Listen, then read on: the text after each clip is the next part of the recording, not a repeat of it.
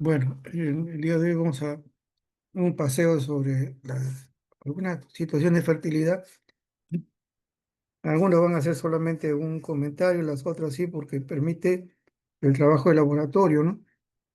Pero al final es lo que sí deben aprender, ¿no? Es importante porque son las patologías frecuentes en el primero y segundo y tercer trimestre. Todas ellas llevan pruebas de laboratorio. Ok,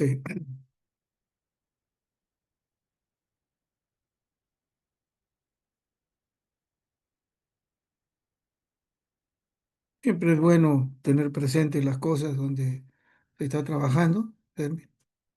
Y acá hay una parte también que es importante acerca de lo que es la fecundación, etcétera, todo lo que significa la parte anatómica, ¿no? En este caso femenina. En la primogénesis son partes también de este estudio, tanto el óvulo, la parte femenina, donde vamos a ver la ovulación, se va a ver también de la, ¿cómo se llama? La naturalidad, podemos decir nosotros, del cuello cervical, etcétera, y todos estos elementos son importantes para determinar también que en estos haya un producto, ¿no?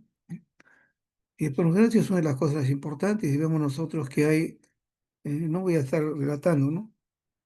Porque la idea no es hablar de semiología o fisiopatología, etcétera, pero sí que conozcan dónde se sucede la formación, ¿no es cierto?, del espermatozoide, cómo se divide, qué hormonas son las principales que puedan estar permitiendo esta preparación y el desarrollo importante.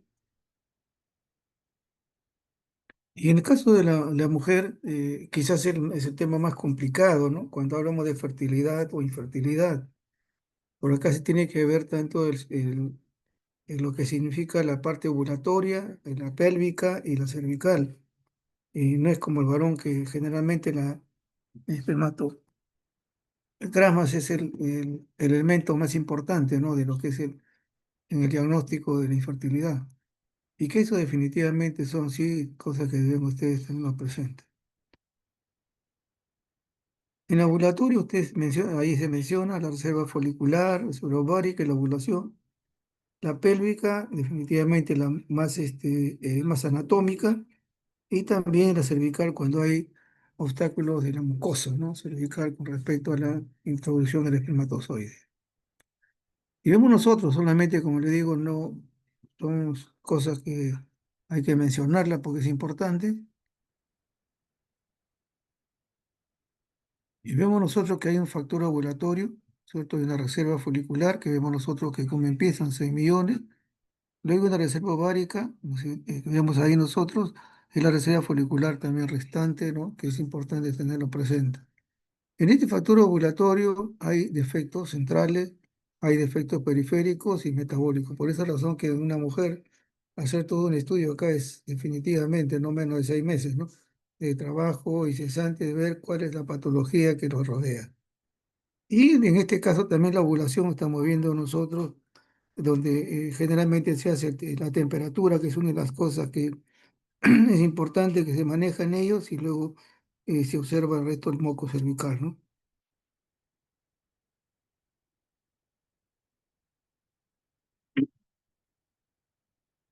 Ahora, en caso de la situación pélvica, que es más anatómica,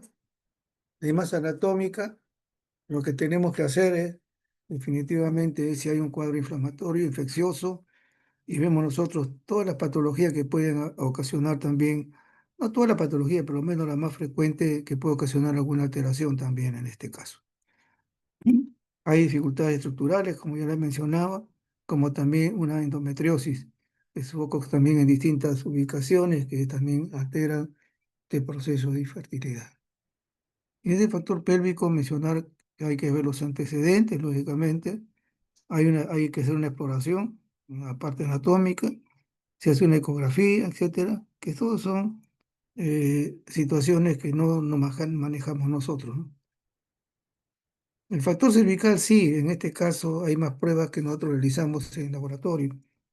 Y acá tenemos que ver definitivamente si hay hay unas alteraciones congénitas también de todo este aparato, ¿no es cierto?, del factor cervical, etcétera, lo vamos a ver abajo. Y en esta situación cervical tenemos que ver antecedentes que eh, hay un cuadro que diagnosticar a través del Papa Nicolau. Se ha procedido a una conización en el paciente, ¿no es cierto?, cuando hay un problema alguna neoplasia o qué sé yo, cáncer in situ, ¿no? Que a veces hacen eso en el cuello, el uso de crioterapia, etcétera, y luego otros elementos también de posición. En la exploración también, o sea, el factor cervical tiene que ver con esto, ¿no? Hay que utilizar ciertos elementos también para poder diagnosticarlo y al final lo que se hace es la prueba postcoital para determinar también si hay algún componente anticuerpos a nivel del mucoso, ¿no?, cervical. Entonces, en este término, en general, lo que se observa en laboratorio, que sí es esto, son definitivamente las pruebas basales, es que a todas las mujeres que desean tener hijos o tengan problemas, ¿no es cierto?, de control, hay que hacer las pruebas basales. Yo les he dicho, es hemograma, glucosa, urea, creatinina, porque esto es parte de la parte basal de la situación de salud. Luego ver las hormonas, ¿no? FSH y el estradiol E2, que significa también que esto va a significar que hay una función ovárica adecuada y placentaria, en este caso. La progesterona, definitivamente, que es un elemento de ver la viabilidad también de los productos. La hormona antimureriana también se utiliza para este diagnóstico, que definitivamente estos ya son productos que no realizamos en los hospitales, sino cierto tipo de hospitales de nivel 4, ¿no? TSH sí, la prolactina también, y definitivamente la sinasa dependiente de la ciclina, que para la modulación del óvulo. Si hay también enfermedades autoinmunes, que también es una situación que tiene que evitarse, ¿no?, para poder tener la familia, el estudio genético de la paciente y luego ver si hay unas situaciones o infecciones también. Y por lo tanto, en la cuestión viral, se tiene que hacer serología. El cultivo no se estila. Pero vemos nosotros que acá solamente es un pool de pruebas en general que va a permitir, pues, determinar si es que hay una viabilidad en el caso de la mujer. Luego ya son elementos de más utilización de la parte anatómica, histerosalpingografía, ecografía, etcétera, ¿no? Para observar también acerca de los folículos. Entonces, para la mujer, generalmente en el laboratorio usamos todo esto. Y esto es importante tenerlo presente. En la infertilidad masculina,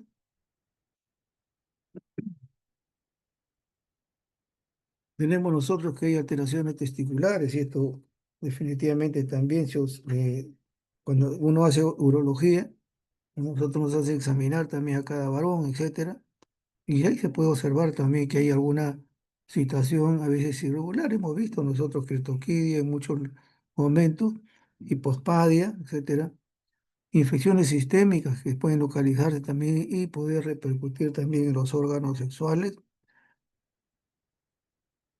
Traumatismo, definitivamente es una de las cosas que también sucede, ¿no? Y generalmente a aquellos que les gusta mucho el deporte. Y a veces se han visto este tipo de problemas, ¿no? Y también el inicio de la pubertad tiene la presencia de varicoceles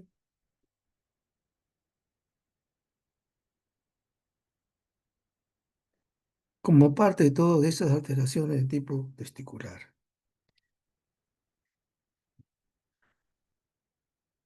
¿Qué otras cosas se está agregando a esto, no? Esto ya se sabe también, inclusive hasta las damas también se le hace lo mismo, ¿no? Las enfermedades, si hay un problema de tipo hay un tipo de situaciones a veces que las hormonas tiroideas también pueden desencadenar. Si es paciente diabético también hay una situación de eh, atenuar un poco la fertilidad de las parejas en este caso, ¿no? Si hay hipogonadismo, hemos encontrado Quizás en el varón más se hace la prueba, las otras son muy específicas que realizan muchas veces estos, generalmente hospital nivel 4, ¿no? Pero acá esto de hacer un espermatograma, hacer estos exámenes, sí es parte también de nuestro trabajo diario. Hay que descartar enfermedades genéticas, como digo, esto ya no lo hacemos nosotros, eso ya son nivel 4 para determinar algunas patologías también, en este caso genitales, ¿no? Hay factor sexual, también igual, la frecuencia coital, y después es una de las cosas que también,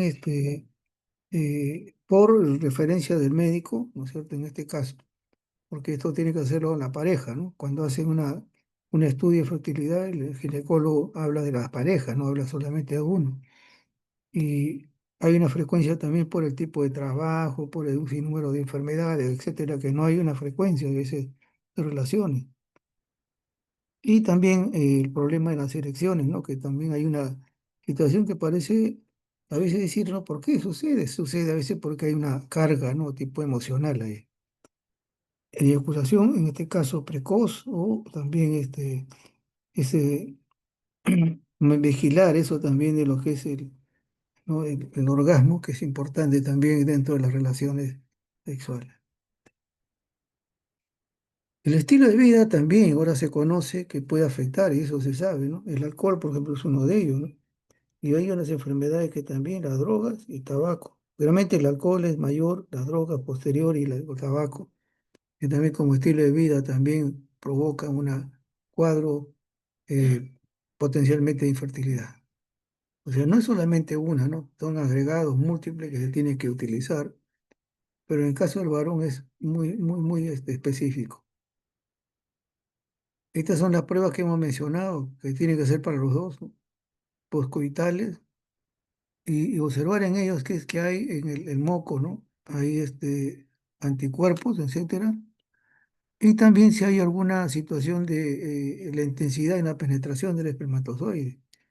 Y también se observa, nosotros también, cuando el médico lo refiere, también podemos nosotros hacer estos trabajos, ¿no? Entonces, hay una situación que a veces se le toma posteriormente al coito, se lo utiliza de la secreción vaginal, ahí se retira y se observa si hay estos componentes, ¿no? Los anticuerpos también a nivel 4 de laboratorio. Y vemos nosotros acá también, vemos la parte genética, porque no solamente es, igual que la mujer que tiene a ver alteraciones genéticas, también el varón. También nosotros no es que lo hemos observado, ¿no? Sino también conocemos casos de este tipo, en la cual también hay una situación patológica, ¿no? Que implica, ¿no? Que implica una alteración. Ya está haciendo más de eso.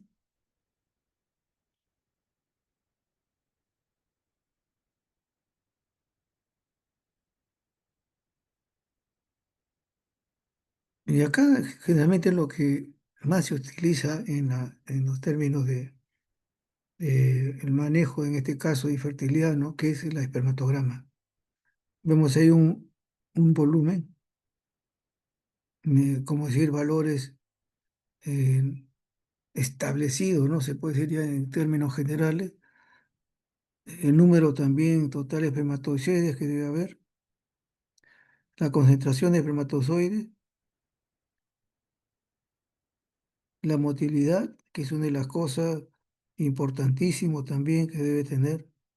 Y esto, con el paso de las horas, por no decir minutos, vemos realmente que sigue la movilidad y persiste. De algunos no persiste más allá por decirlo, menos de 30 minutos, ¿no? Por ahí hay unas cargas también diferentes, pero no solamente porque hay un problema de esto, sino también hay estructuras de anticuerpos, etcétera, que impiden, ¿no? El paso, o la carga también del moco, en este caso eh, de la pareja. La morfología debe estar en puede haber morfología, a veces el espermatozoide solamente cabeza, o sea, sin cola, o doble, no debe pasar esa cantidad, ¿no? Porque si no, ya significaría también que no tiene potencialidad del espermatozoide para llegar a fecundar. El pH debe estar más o menos en una alcalinidad, ¿no? Este término. Y leucocitos definitivamente vemos nosotros que debe ser menos cantidad, ¿no? Eso porque definitivamente no significaría que está con un cuadro infeccioso.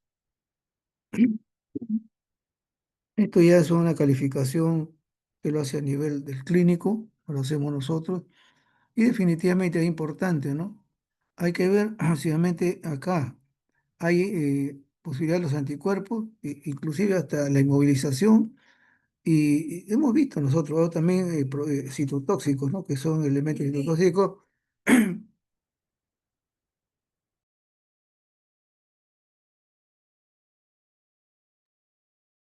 Y entonces esto nos hace a nosotros ya tener una misión, pero la mayoría de casos, sí le digo, en la mujer, prácticamente todas las hormonas, aparte del basal, igual que acá el varón también tiene que hacer basal, ¿no?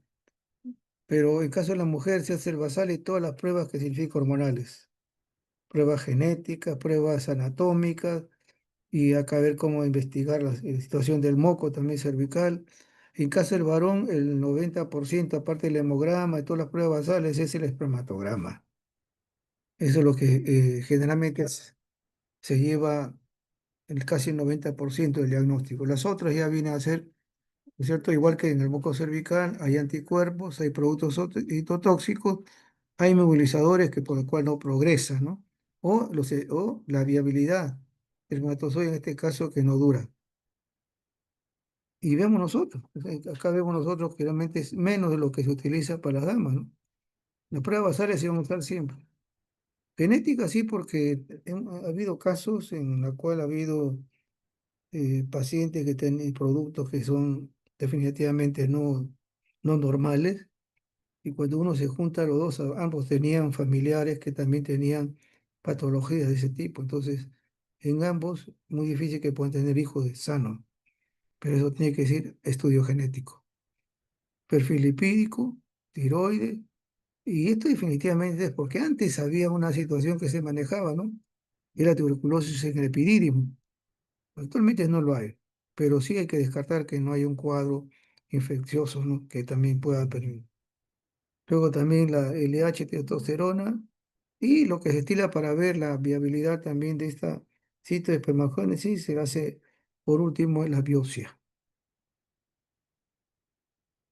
En el caso a veces imagenología, muchas veces para determinar el varicocele, pero en estos son los frecuentemente lo que se estila en los varones. El 90% es el espermatograma. Ya con eso estamos viabilizando que haya un producto adecuado. Bueno, por lo menos un repaso muy genérico y entramos nosotros lo que significa el embarazo, ¿no? Y acá sí, definitivamente este es algo rutinario. Desde la primera cita que tiene la paciente, ya hay pruebas de laboratorio. Y esto definitivamente por la prevención, ¿no? Pero veamos algo realmente de nuestra patria que es realmente preocupante, ¿no? Acá, por ejemplo, dice que hay una disminución del 34%, ¿no? Pero recuerden que esta es semana 26, faltan 30 semanas, más o menos. Entonces, no estamos todavía ni siquiera, no podemos decir que ha bajado. Ojalá fuera así, ¿no? Definitivamente, porque esto está significando pues un problema a nivel nacional que hasta ahora no se ha sido resuelto. Y vemos nosotros que acá en la muerte materna, que tiene que darse cuenta para poder hacer el momento de prevención, ¿no? Hay una ocurrencia en este caso de varios departamentos, ¿no? En Loreto. Y hasta ahora se sigue en esta zona de oriental teniendo una cantidad de muertos generalmente gestantes, adolescentes o jóvenes, ¿no? En Lima Metropolitana, teniendo tantas las cosas a la mano, ¿no? Sucede. Eh, Dependiendo dónde se da también a luz, ¿no? Porque hasta ahora hay personas que dan a luz en su casa. Parece mentira, ¿no? Cajamarca, Cusco y Puno. Pero tenemos acá varias regiones departamentales que son realmente un peligro en caso de la muerte materna. Acá podemos hablar de mucho, ¿no? Una de las cosas es la tonía uterina, que también en el hospital ha habido casos, ¿no? En la cual han tenido que hacer una histerectomía total, ¿no? Porque definitivamente el sangrado seguía, y esto también es importante tenerlo presente. Y acá, igualito, ¿no? Acá hay la muerte, y siempre semana 26 todavía no hay las 50 y tantas semanas, ¿no? Que pueda terminar esto, si no me equivoco. Uno de los problemas hay, y esto es generalmente porque hay patologías evidentes, ¿no? Y la mayoría son embarazos adolescentes en la actualidad, y es una preocupación. Se dice que hay una prevención tremenda, pero estaba leyendo que eh, ¿cuánto se utiliza para hacer la prevención en estos pacientes, ¿no? Generalmente pacientes adolescentes o jóvenes, muy jóvenes? Es una escasa cantidad de plata. Se te gasta en otras cosas, pero no en hacer realmente una prevención total, ¿no? Un cuidado total, una educación total, porque no hay la inversión que debe hacerse, ¿no? Que en otros países lo hacen. Y nada más que casi a los inicios, ¿no? Del 39.000 casos menores de edad, estamos hablando de menores de 19 años, inclusive algunos son de 10 y 14. Y acá es una desgracia, ¿no? Que tenemos que la mayoría de estos casos son por violación, y muchas veces violación de gente muy relacionada, ¿no? Gente realmente que no, inmerecida para mirarlo como gente. En los dos primeros días del año 2025 ya habían registrado casos de adolescentes, 46 casos de adolescentes hasta los 19 años. Entonces, no se está haciendo absolutamente nada, ¿no? Para estos casos. Y se observa, ¿no? Porque la educación hasta en los colegios también está bien limitada. Antes yo recuerdo que asistíamos nosotros a los colegios a hacer charlas de este tipo, ¿no? Muchos años atrás. En la actualidad necesita profesionales para hacer este tipo de trabajo, hacer el seguimiento de los jovencitos, ¿no? Para que no tengan este problema que tienen. La mayoría son dependientes, la mayoría, la pobreza extrema, la mayoría vive con la familia. Y son el alto riesgo, ¿no? Para hacer la prevención de enfermedades, en este caso en la gestante. Una de las cosas que sí se observa, ¿no? Que tenemos nosotros, es muy relacionado con la parte de ginecología y obstetricia, es justamente el control prenatal. Acá hay situaciones que son prácticamente clínicas, ¿no es cierto? Acciones que se van a hacer para la prevención, el diagnóstico y tratamiento. Y cuando hablamos de acá, lo importante es, por eso le decía, el diagnóstico de la condición materna. Por eso son las pruebas basales. Y eso es algo importante que hay que tenerlo, porque ¿qué pasa si una gestante pues, está con una anemia? ¿Qué pasa si una gestante pues, está con edema, ¿no? Entonces, por lo tanto, aquí el diagnóstico, en este caso, los objetivos también de este prenatal es contribuir a que la gestante esté en buenas condiciones. También si hay factores de riesgo, identificación de factores de riesgo biológicos, ambientales, esto ya es parte de la clínica. El control del embarazo, definitivamente hay un sinnúmero de elementos que hay que manejarlo, ¿no? Acá en el primer y segundo trimestre, las visitas, etc. En los años atrás, ¿no? Más allá, yo le diría en los primeros años, los 20 años atrás, era frecuente, ¿no? Como yo les comentaba que yo trabajé en laboratorio de emergencia casi 40 años, entonces ahí aparecían las gestantes, ningún control. En ese momento solamente venían porque se sentían mal y que iban a dar el parto o la cesárea, ¿no? Entonces ningún control. En los últimos años se ve poco. Y esa es una de las cosas que sí se debe estar ganando, ¿no? Por el gran riesgo. El riesgo porque muchas vienen a veces con ruptura prematura de membrana. Entonces también es un alto riesgo para la gestante y también los cuadros de complicación como el de preeclampsia. Pero actualmente, felizmente, ha bajado eso, por lo menos en las evidencias que tenemos nosotros de manera personal. En el primer trimestre, que es lo importante, porque nosotros tenemos que manejar eso dentro de lo que es laboratorio, lo primero que le hace el ginecólogo es hacer el control, es decir, ¿realmente está embarazada? Porque ha habido casos, ¿no? Definitivamente la pseudociencia es una de las situaciones de que parece mentira, ¿no? La mujer se siente con el abdomen hinchado, etcétera, y muchas veces ¿por qué? Retener a la pareja, ¿no? Y cuando se hace la prueba de HCG y la ecografía no hay nada, puro gas, como se dice, ¿no? Pero es así, y sucede. Entonces, el ginecólogo lo primero que hace es eso, ¿no? La HCG y ecografía, no hace una sola cosa. Por más que diga el HCG está positivo, les manda a hacer su ecografía. Y ahora nosotros debemos tener presente que un HCG no hace el diagnóstico, sino tienen que ser los dos, porque hemos visto nosotros que solamente está la membrana y no hay producto. Entonces, ahí lo que genera es toda la membrana, ¿no es cierto? El trofoblasto, toda esa membrana genera el HCG y no hay producto.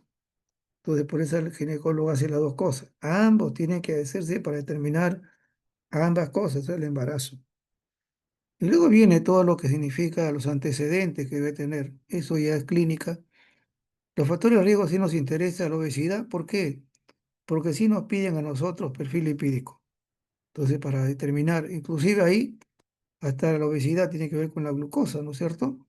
En cierta manera, no siempre, pero también se utilizan las pruebas basales, como yo le mencioné. La fecha del parto, que es definitivamente determinar cuándo empezó, ¿no es cierto?, la menorrea y hasta cuándo puede durar la fecha de posible parto, ¿no? Y ahí se hace todo el examen, a ver si por haber, ¿no? Y en laboratorio, como yo le mencionaba, los ginecólogos piden hemograma, glucosa, urea, creatinina, grupos sanguíneos, factor RH, examen de orina. Ahora ya se estila hepatitis B y HIV.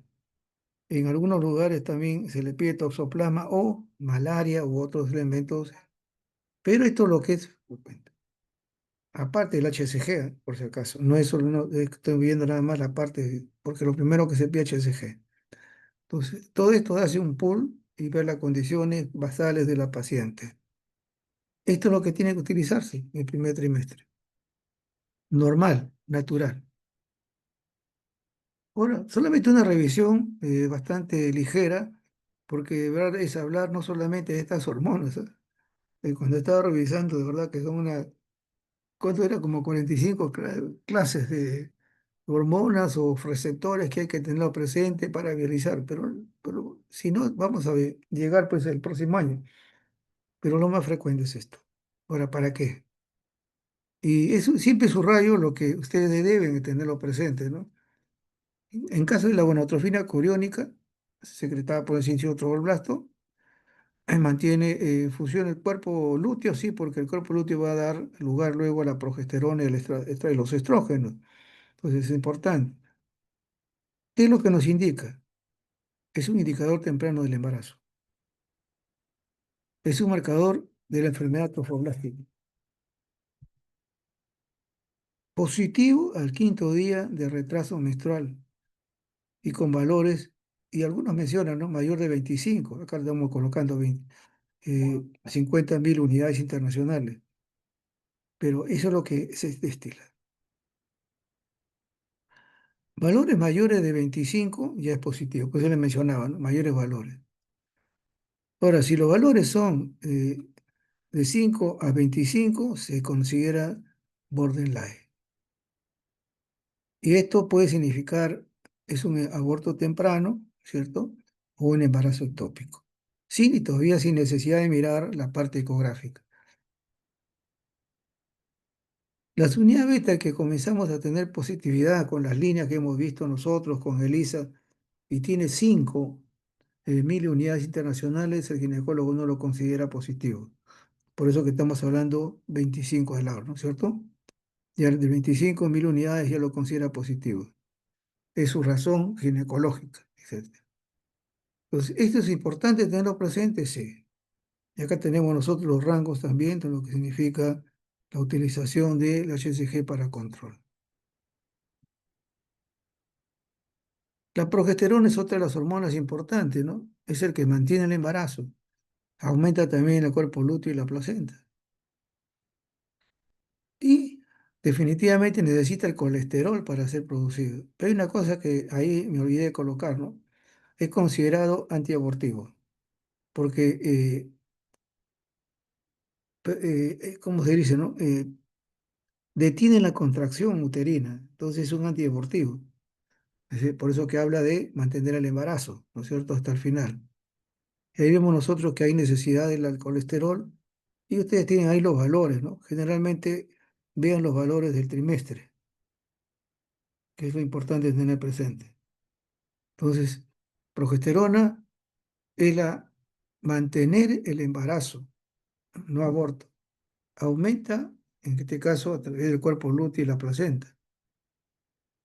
Y necesita el colesterol, ¿no? Para poder ser procesada como una progesterona. Generalmente son situaciones muy simples, hay más complejidad, pero no es la idea, pues, ¿no? En caso del estrógeno, también es importante durante el embarazo, ayudan en el desarrollo del feto, ¿no? Y preparan al cuerpo de la madre, ¿no? O sea, para poder ya posteriormente estar la lactancia, etcétera, ¿no? Ahí dice, estimula el crecimiento del útero, lógicamente del producto, forma vasos sanguíneos de la placenta, desarrollo del producto, y luego también implica en el desarrollo de órganos fetales, ¿no? En este caso como los pulmones. Entonces es importantísimo, ¿no? El estrógeno en estos actos.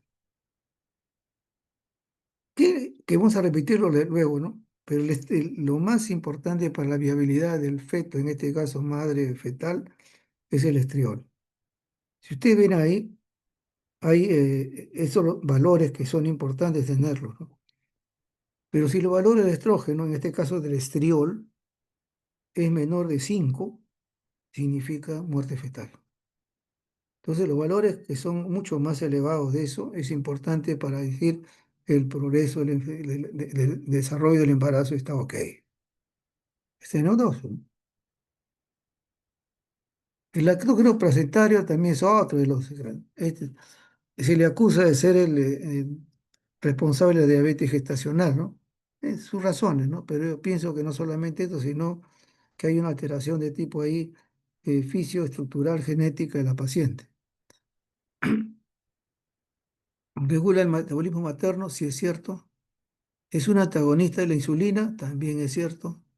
Mantiene la glucosa elevada, lógico, para darle al producto, darle los elementos de energía. Facilita la lipólisis materna y metabolismo de ácido graso. También utiliza el ácido graso para la energía en el feto y esto también para ahorrar el consumo de glucosa. Se le dice también que ayuda, y lógicamente, si hay desarrollo, crecimiento, energía, va a ver que es una hormona de crecimiento fetal. Y también otro componente que apoya también el crecimiento de las mamas para la lactancia, ¿no? Y esta es la última que vemos, como les digo, muy puntual en las cosas, hay mucho más de lo que mencionar. Igual también estamos hablando nosotros de la que está secretada por la placenta y ya tiene acá sus funciones, ¿no? Relaja el miómetro, el cuello, el ligamento pélvico. Ayuda mucho ¿qué? Para que haya pues durante el parto. Esa es la relaxina, ¿no? Relaxina relajante, es lo que podemos nosotros tener por precio. Todos estos elementos sí se hace en el laboratorio.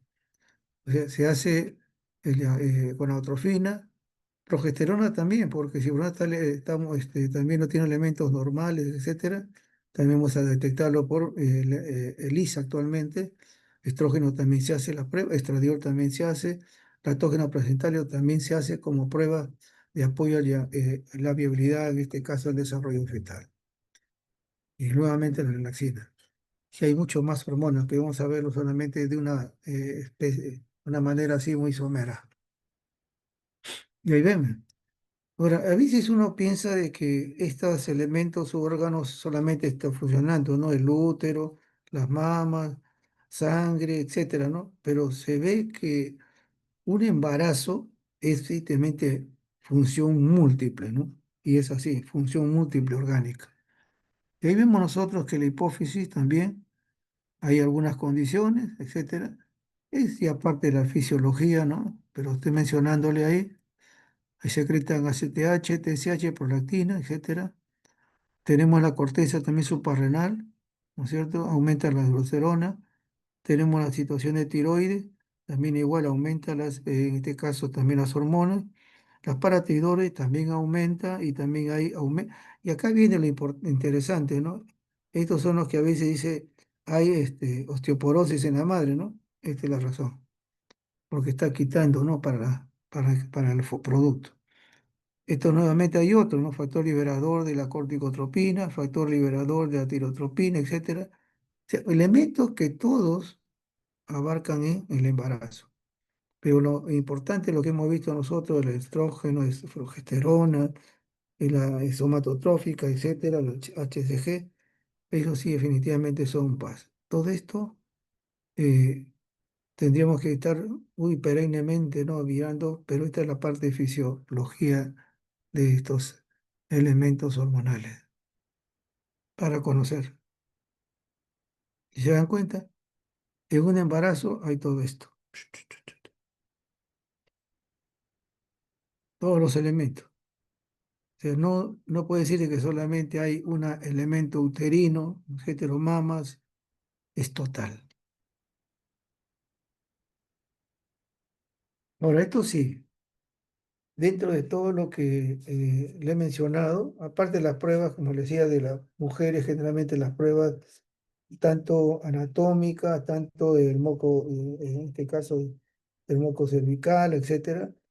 Luego también de las hormonas que debe haber, eh, la parte genética, que es parte de lo que es el diagnóstico en este caso, si hay caso de infertilidad genética. En el caso del varón, el 90% es la espermatograma y hay unas pruebas también hormonales y ambos tienen que hacerse ¿qué? Pruebas basales, determinar también el estado. Bueno, y esto, definitivamente estoy agregando todas las pruebas que se pueden utilizar, ¿no es cierto? Y que no significa que estamos usándole todo lo que significa una enfermedad. Todo esto está englobado a esto, ¿no? Y vemos nosotros, por ejemplo, que el primer trimestre, semana 1 al 12, los frecuencia no son todos. Algunos pueden compartir también el primer y segundo trimestre, ¿no? Acá, como es una parte estructural académica de a nivel de ginecología, que también nosotros apoyamos de hacer el apoyo, ese diagnóstico interesante e importante. El aborto espontáneo, el embarazo ectópico, la enfermedad de trofoblasto, los pólipos cervicales, trauma del primer trimestre, cáncer de cervix. Esa es una patología frecuente en caso del paciente del primer trimestre, semana 1, semana 12. No olviden eso. Y vemos acá nosotros acerca del aborto, ¿no? Generalmente está referido que antes de la semana 20 y generalmente el peso inferior a 500 gramos. ¿Qué causa, no? ¿Qué causan esto? Cuando es feto muerto, muchas veces aparece a la 20 semana. Y la causa, aparte de esto, puede ser anomalías congénitas, infección propia o provocada también en pacientes diabéticos, enfermedad tiroidea. Se dan cuenta, por eso que hay que manejar esto en los pacientes, ¿no? Para que haya un buen desarrollo del producto. La edad materna también se conoce, ¿no? Que hay, está, como diría, ¿no? La habilidad para retener el producto. Malformaciones físicas de la madre, y hemos visto que es importante, y a veces hay útero bicornes que dicen, ¿no? Toda la estructura, y a veces no permite que un desarrollo del producto y provoque también el aborto. Factores hormonales, ya lo hemos mencionado, y los productos también tóxicos que también están como factores negativos, ¿no? En este caso, ¿qué es lo que pide el ginecólogo frecuentemente? De frente, ¿no? Aparte de todo lo que hemos visto, el torche. Y ahí vemos nosotros tanto el toxoplasma como productos de virales, que esto hay que hacer el diagnóstico. Entonces ahí dice, no, usted ha abortado por este problema, hay que ir a una infección viral o en este caso también parasitaria. No, es por una situación genética. A los pacientes cuando tiene ya 2 segundos de aborto, también se le pide que haga un estudio genético. Glucosa, el diabético, mujer diabética, y también si hay una situación de también déficit hormonal, ¿no? En caso de los abortos, y que puede haber una complicación en este caso. Y abajo vemos nosotros todo el proceso, ¿no? Ese de aborto, etcétera. Lo que hemos visto en el embarazo ectópico. Como estos son productos pequeños, salvo pues que eh, el aborto, ¿no es cierto? 500, y que a veces no permite la viabilidad, pero si hubiera, ¿no? Eh, no he visto el caso, pero generalmente esto se le podía pedir un HCG, pero un poco, yo diría, difícil para este caso.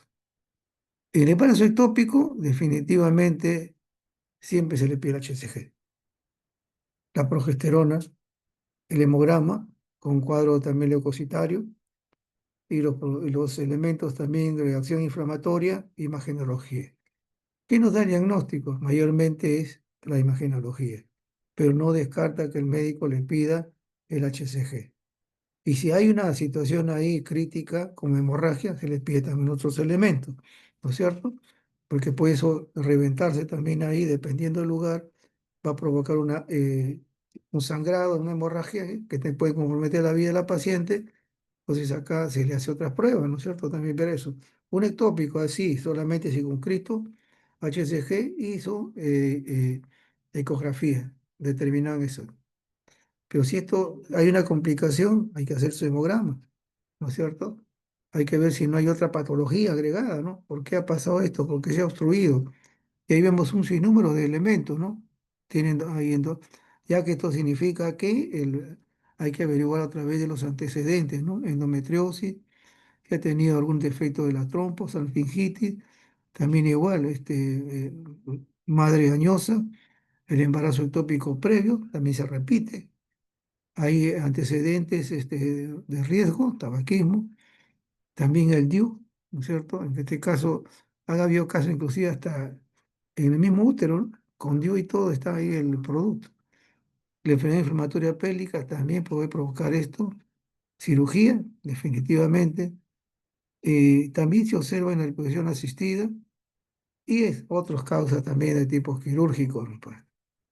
Entonces, en el aborto no debe faltar el torcho, genética y la parte del hormonal y glucosa. Y en caso de el ectópico, HCG y la ecografía son importantes para hacer el diagnóstico. Luego ya vemos las causas. En este primer trimestre, la enfermedad trofoblástica es importantísima, ¿no? Por eso le mencionaba, ¿no? Que el HCG es el marcador, y ahí vemos abajo, ¿no? Es un marcador temporal. ¿Para hacer qué? Diagnóstico. ¿Para hacer qué? Pronóstico. ¿Para hacer qué? Respuesta al tratamiento y luego el seguimiento posterior. Nosotros hemos encontrado en pacientes en estos trimestres eh, valores de 1 millón, más de estos 1 millón del HCG, y no corresponde al nivel pues, de embarazo, las semanas que hay, ¿no? Entonces, un HCG elevadísimo, ¿no es cierto? Y generalmente el abdomen está bien pronunciado, una ecografía y se encuentra esta estructura tipo panal de abeja, se puede decir, ¿no? Y uno dice, ¿qué sucede? Entonces esto ya se observa, le hace el examen, se observa que ahí pues hay una mola, que puede ser una mola, pero no se descarta, porque al retirar también la mola, ¿no es cierto? Al hacerle su limpieza por legrado, también tiene que ver el piso, porque muchas veces la mola y el coriocarcinoma están relacionados. Entonces, en este caso de la enfermedad trofoblástica, igualmente la ecografía es importantísimo y luego la dosificación de lo que significa el análisis del HCG, con determinación coriónica para hacer nuevamente. que es un marcador tumoral, el diagnóstico, pronóstico, respuesta al tratamiento y el seguimiento de las pacientes. En este lapso también hay cáncer de cervix. Recuerden algo, o sea, en primera etapa, en estos primer trimestre, la paciente que va una o dos veces a veces a la consulta dice, no venga solo de un mes, 30 días o 15 días, ¿no? Dependiendo a veces de la edad, etcétera, o compromiso, pero igual, siempre se le hace por Nicolau. Pero a estos pacientes ya se le está no solamente por Nicolau, se le hace también otro tipo de elementos, ¿no es cierto? Ahí también se le hace una secreción vaginal. Ahí también se le hace las pruebas, ya no basales, sino de control nomás, ¿no? Porque ya se conoce que no hay problema renal, etcétera, solamente su hemograma para determinar pues que no haya un proceso a la anemia, ¿no? Y luego un examen de orina siempre se le va a hacer. En este caso, pues un Papa Nicolau que es vital y se observa, pues si ustedes ven la lámina hacia abajo, unas células que tienen un halo blanco y puntiforme son los coilocitos. ¿Y qué son coilocitos? Coilocitos son células que están infectadas con HPV, papilomavirus. Entonces, es lo que se estila y luego ya, como le digo, se hacen las otras pruebas complementarias, ¿no? Porque Papá Nicolau lo hace anatomía patológica. Segundo trimestre. En el segundo trimestre también tenemos una relación de pruebas a la derecha y vemos nosotros que es de la semana 13 hasta la semana 28, 26, semana 26. Y acá tenemos ya una patología, 2 días no vamos a revisar porque, como le digo, es bastante en la preeclampsia, que es una de las cosas que en los años últimos, no sé por qué se observa bastante. En mi tiempo era bien raro verlo. He visto casos, sí, hasta síndrome de Gell, pero así gravísimo, ¿no? De paciente, pero ha sido muy escaso. Pero en la actualidad, quizá por toda esa situación de en la carga de alimentaria, no se puede decir, ¿no? Una dislipidemia, obesidad y el comer un sinnúmero de cosas donde a veces la presión está elevada, sí se observa este tipo de cosas. O sea, hay un antecedente, eh, podemos decir, alimentario, ¿no? Que tiene que ver también con la aparición de este cuadro. El óbito fetal, diabetes gestacional, placenta previa, amenaza de parto prematuro, eh, la hidrocefalia y la anemia, ¿no? Que ya es conocida y solamente con un hemograma puede ser detectado. Y recuerden que cuando hay un problema de anemia, aunque no vamos a revisarlo, pero ahí acá están, fierro, vitamina B y el ácido fólico que me faltó. Eso sí le pide el ginecólogo, en estos casos, cuando ve que hay un cuadro de anemia en la paciente, ¿no es cierto? Porque hay una escasez, se puede decir, por elemento del producto. Y si hay interleuquina, que también puede haberse por cuadros de tipo infeccioso, ¿no? Y acá es un cuadro que solamente mencionarle, ¿no?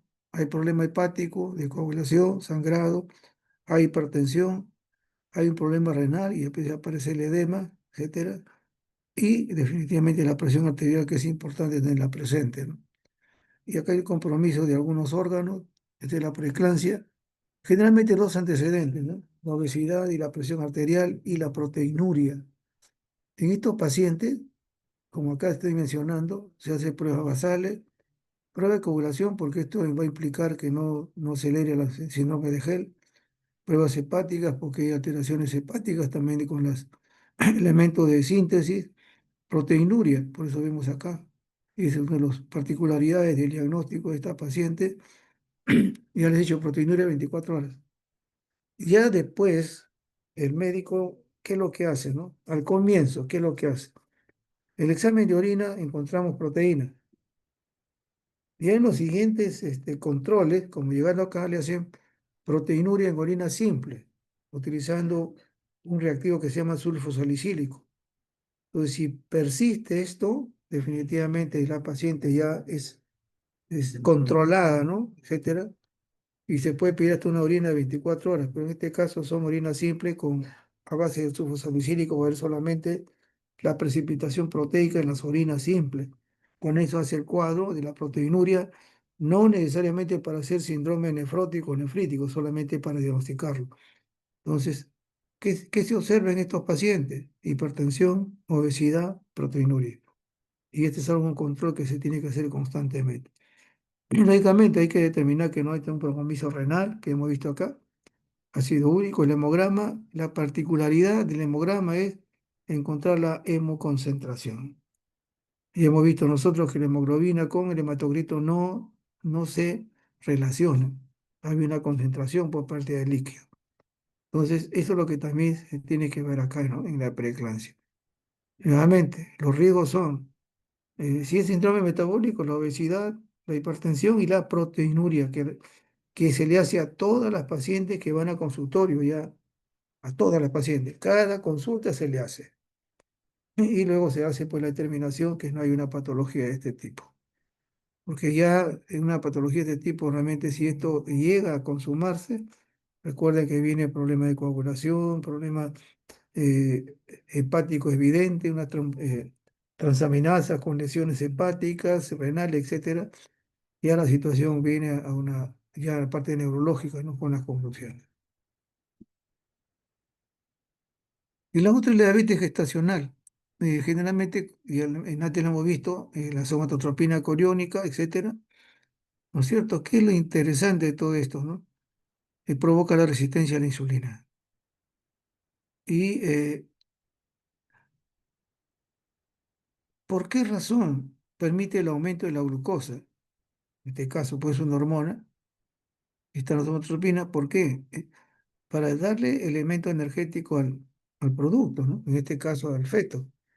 Por eso que muchas veces acá, cuando no hay un buen control de la gestante, inclusive no solamente control tipo medicamentoso, sino otros también de riesgo, y hay un gran consumo pues, de esto, comenzamos a ver que la paciente tiene una hiperglicemia y que posteriormente al parto debe bajar y no baja. Entonces, sí catalogado como esta este, una diabetes gestacional, ¿cierto?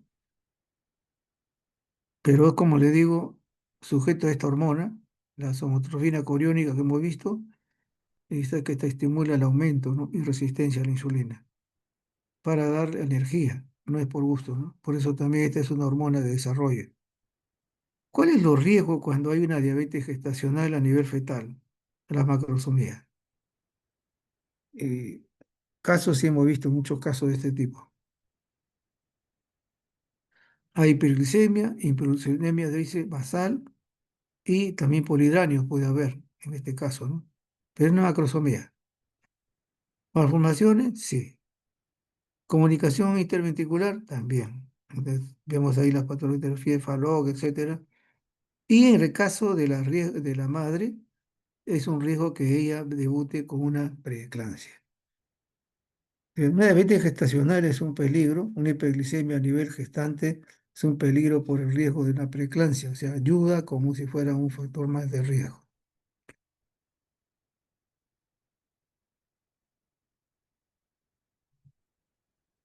Ahora, ¿cómo se hace? Acá es no le digo complicado, ¿no? Pero sí hay algunas consideraciones para eso. Y acá este dibujo lo revisé y de verdad que es una cosa interesante, ¿no? El diagnóstico de una enfermedad de este tipo se hace a través de la prueba de test de O'Sullivan. Se parece a la prueba de tolerancia a la glucosa, pero acá se difieren solamente tres. ¿Ya?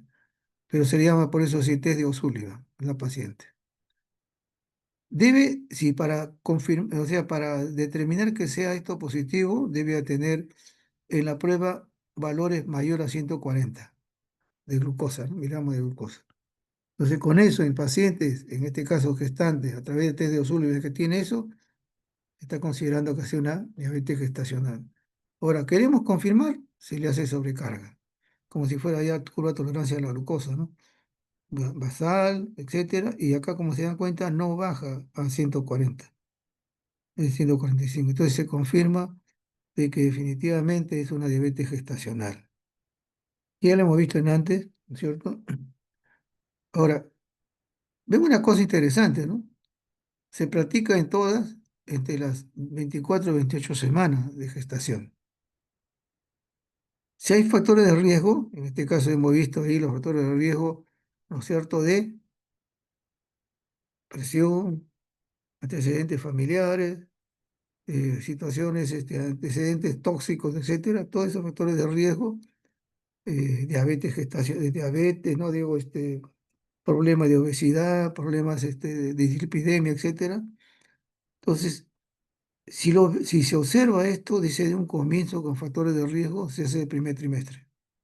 ¿Te dan cuenta? Acá no es cuestión de, así se hace en segundo, sino si hay muchos factores de riesgo en la paciente, si tiene inclusive factores de riesgo de familiares que son diabéticos, hay que hacerle el primer trimestre.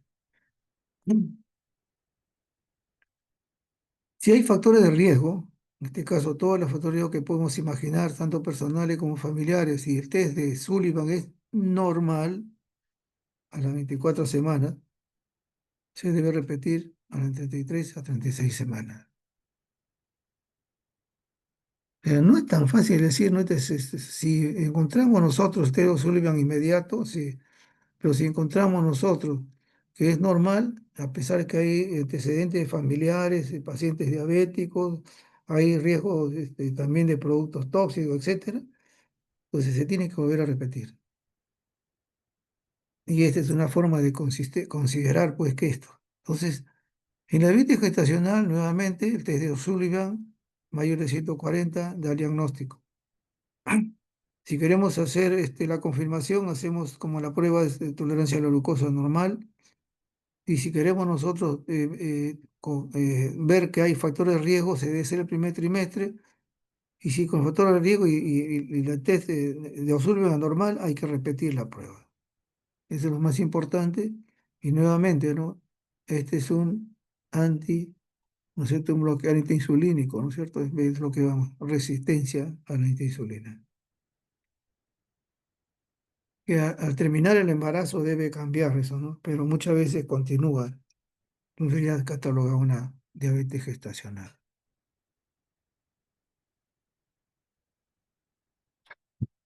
En el tercer trimestre, semana 27 hasta el final del embarazo, vemos ahí un sinnúmero de pruebas.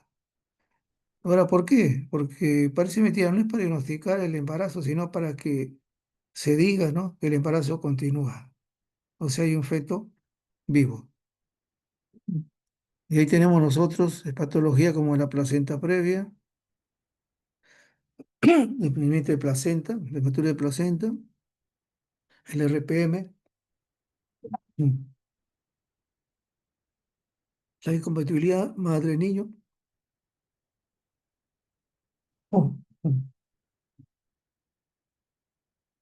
polihidramnios, oligohidrandios, retraso de crecimiento fetal y las infecciones, sea bacteriana o viral. Y no se descarta acá también siempre la imagenología. Una de las cosas del RPM es una cosa interesante, ¿no? ¿Qué se debe hacer con el diagnóstico de RPM? Es peligroso, definitivamente puede haber una corionionitis, el feto muere, etcétera, ¿no? En muchos pacientes, como ya lo mencionaba, me gustaba siempre estar en emergencia a ver con mis colegas ahí algunas cosas y encontraba, me acuerdo, no solamente un caso, varios casos. A pacientes venía, gestante venía apoyada me acuerdo mucho de una de ellas, ¿no? Apoyada dentro de sus familiares diciendo, se le ha roto la fuente, se le ha roto la fuente. Muy bien, uno piensa en diagnosticar eso, ¿no? ¿Cuál es la primera medida? Determinar qué es líquido amniótico. O sea, no es porque leía que se ha roto la fuente y pensamos, algo pues que ya la cabeza fetal ya esté, ¿no es cierto?, en el canal, que es otra cosa. Pero acá se ha roto. Se ve ahí pequeño sangrado, etcétera, ¿no? Lo primero que hace el residente de ginecología es tomar una muestra vaginal. le ponen una lámina y lo observan en microscopio y en laboratorio, ¿no? ¿Qué tiene que haber? Ustedes ven acá el test de cristalización en la forma de lecho. Esto hace el diagnóstico de líquido amniótico. Si no sucede esto, es que es orina. Y eso pasa muchas veces. Entonces, un RPM que puede tener una gran, definitivamente, problemas en vez de tanto infección materna como fetal, provocar un sinnúmero de prematuridad, qué sé yo, pérdida, muchas veces. Primeramente, para determinar que es un RPM hay que hacer examen de este líquido, de este líquido amniótico y que se observa ahí como si fuera una secreción a nivel vaginal. Se observa en lámina, cristalización, es el líquido amniótico. Si no se observa, es orina, que obviamente se da así. Entonces, eso es lo primero que tiene que hacerse para determinar. Y eso lo hacemos nosotros en el laboratorio antes de cristalización. En caso de las infecciones, la mayoría de infecciones realmente que suceden en el tercer trimestre son virales. Eso provoca también riesgo en la gestación y definitivamente altera muchas veces no solamente a la madre, sino también hay un contagio al producto, ¿no? Estas virales generalmente son perinatal, muchas veces en el conducto del parto o antes de eso, ¿no es cierto? Acá también hay productos bacterianos, no solamente virales. Y definitivamente el feto se contagia, ¿no? En todo el pasar secreciones de la madre. Si se ve algo que está definitivamente malo, que el médico muchas veces da la cesárea, que eso es asunto particular. ¿Qué se pide? Ya se pidió al comienzo HIV, hepatitis, sí.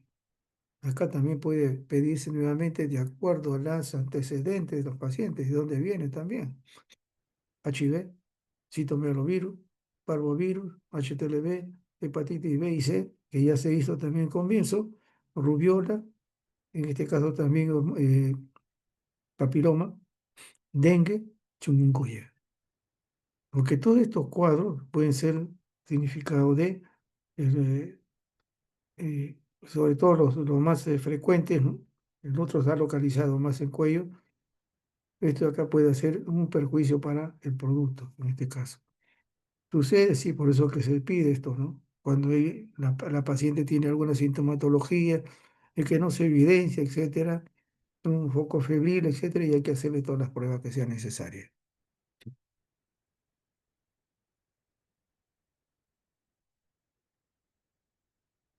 Terminando la parte de infecciosa,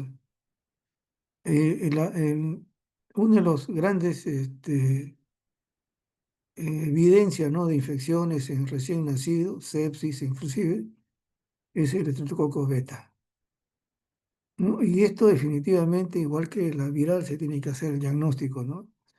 Antes no se hacía, en los últimos años se le toma muestra rectal y también del canal del parto, vaginal, para observar esto. Si se encuentra, hay que desaparecerlo del mapa, porque ya se sabe que esta estreptococo agaratiae o el tipo beta, el grupo beta, ese es un gran perjuicio, en este caso al feto, más al feto que a la madre, porque cobra un producto pues, puede llevarlo a la muerte, ¿no? Y esto ya se conoce en la actualidad, por eso que sí se hacen pruebas esto en laboratorio, se hace el cultivo respectivo y se le da el diagnóstico al ginecólogo.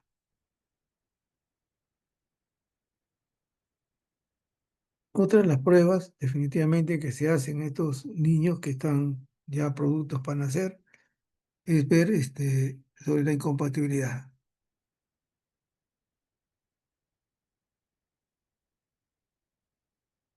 RH, madre-niño. Hay también ABO, pero es muy, generalmente el ABO es una reacción, ¿no? En este caso, incompatibilidad a la larga. El primero no lo padece, el segundo ligeramente, el tercero y cuarto sí pueden provocar el aborto o muerte también, en este caso por incompatibilidad ABO. Pero en RH es inmediato. Entonces, en el RH, aquí una de las cosas que a veces nos olvidamos, ¿no? Dice, se le pide a la madre, también se le pide al feto, en este caso al producto, ¿no es cierto? Que neonato. pero también debe pedirse al padre, pues. Ahora, como una especie de complementar las cosas, no es solamente por el hecho de que es diferente lo del madre y el niño, ¿no? Porque esto se observa y generalmente en los primeros, que vamos a ver eso en una de las clases, en las primeras 24 horas vemos eso, ¿no?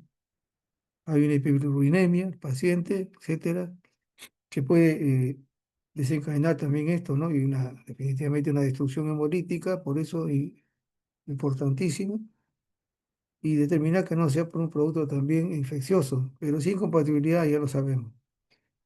Y dentro de las pruebas, como le decía en este caso, el grupo sanguíneo y factor RH es importantísimo y el test de Coombs. Eso es lo que pide el neonatólogo, test de Coombs, ¿no? Y el grupo sanguíneo RH. Hay otros sistemas de grupos sanguíneos que también provocan, ¿no? Incompatibilidad, pero eso lo dejamos ahí nomás porque ya van a hablarlo muy probablemente en otras clases. Pero acá vemos eso, una incompatibilidad en este tercer trimestre. Lo importante es conocer grupos sanguíneos del neonato y la madre, principalmente, y también en lo que significa el test de Kuhn, para determinar también estos cuadros, ¿no? Que pueden provocar el daño al bebé.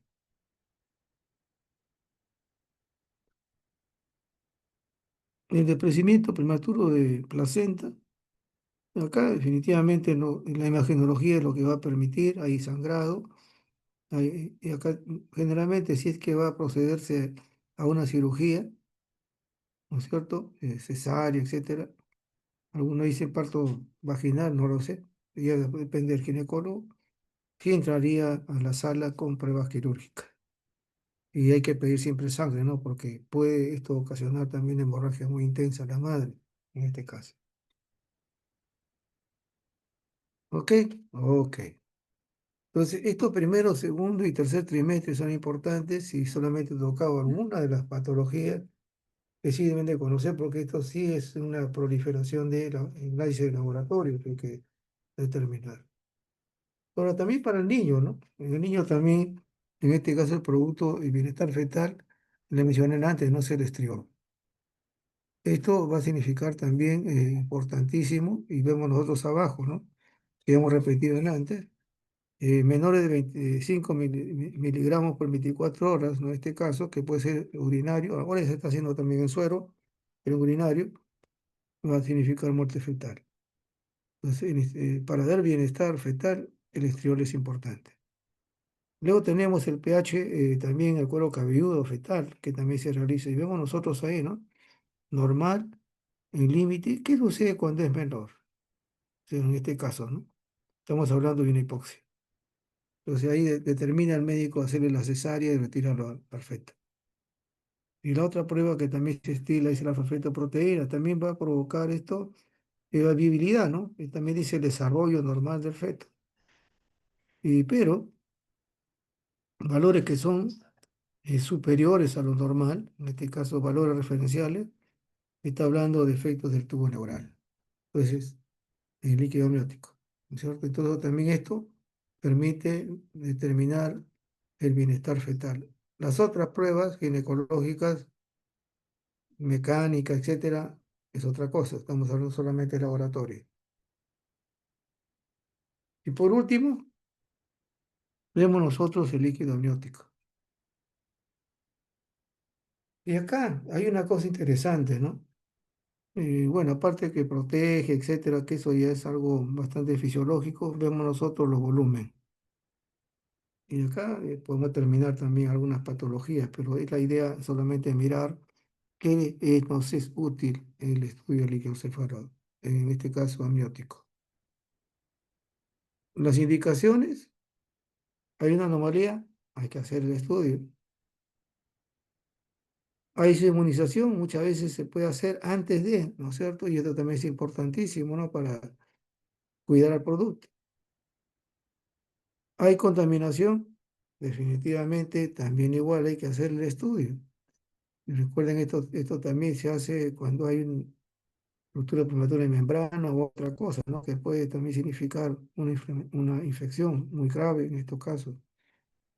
y también para ver el desarrollo natural, en este caso, ¿no? del feto. Por eso que es la inmadurez fetal y pulmonar. ¿Por qué? Porque eso significa que es la madurez normal, ¿no? O sea, si sospecha hay una situación como esa, se debe hacer el estudio de líquido amniótico. Y ahí vemos nosotros que la amniocentesis es un método utilizado a partir de la semana 16. Se aspira más o menos de entre 10 a 20 mililitros y luego se hace un estudio, ¿no? Se observa tanto a nivel bioquímico, inmunológico, etcétera, Pero ¿cuál es lo importante de esto, no? El primer ojo que van a tener no es de laboratorio. El primer ojo que va a tener entonces es el mismo ginecólogo o el residente, y en este caso también el interno, ¿no? Y viene a ser el color. El color, como hemos visto nosotros la orina, hemos visto nosotros, bueno, algo también de líquido, ¿no? El color definitivamente es un amarillo pajizo muy claro. Eso es normal. Pero cuando hay un color amarillo intenso, y por esa razón que se puede hacer aquí también determinar incompatibilidad, vemos nosotros que ahí podemos estar diciendo que hay una eritromatosis, ¿no? En este caso fetal, hay un cuadro de incompatibilidad y que puede también ayudar a poder cuidar al producto en este caso. Pero si el amniótico es verdoso, ¿no es cierto? Meconial generalmente es hipoxia.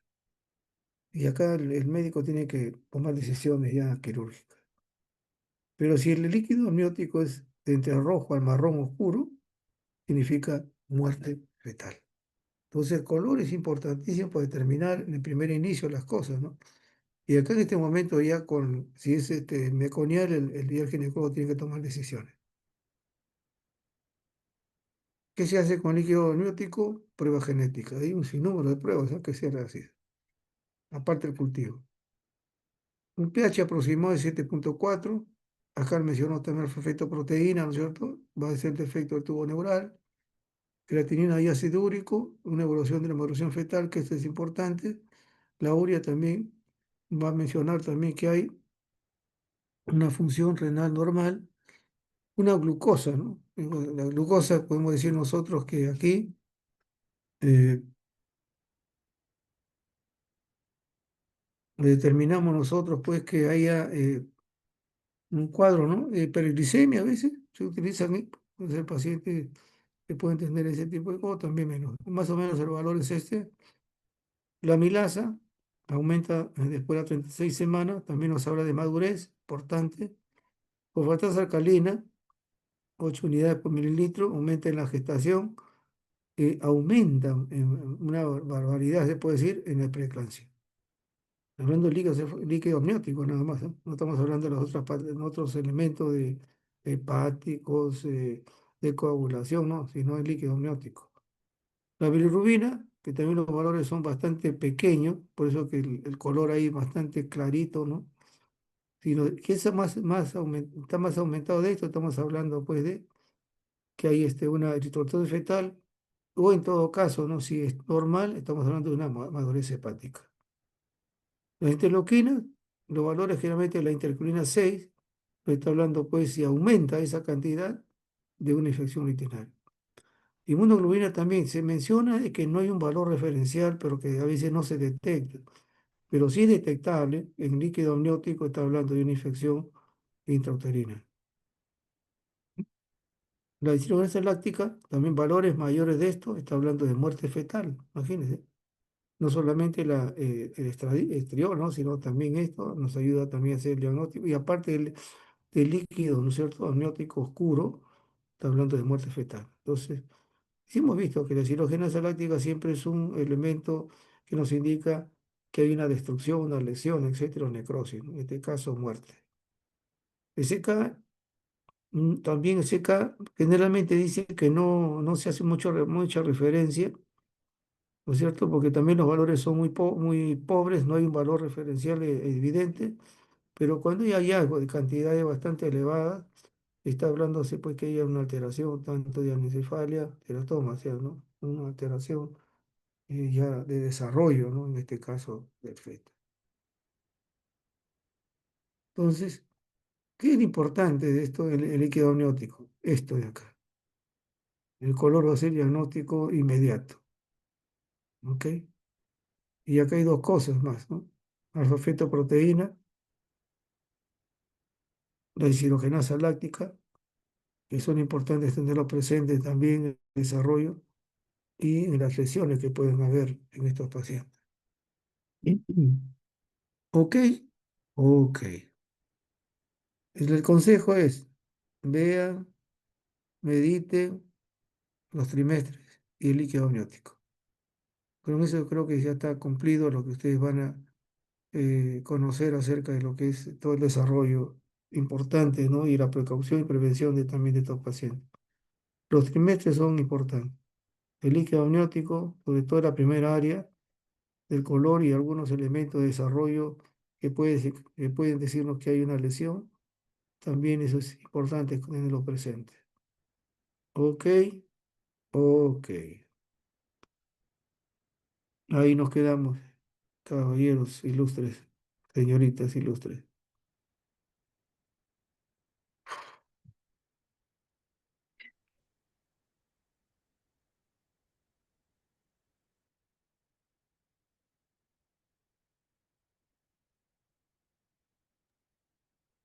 Gracias, doctor. Yo, pues, yo pensaba que ya me estaba quedando solo, ¿eh? Buenas noches. Gracias, Buenas gracias, Hasta luego, noches. doctor. doctor. Buenas Gracias. noches.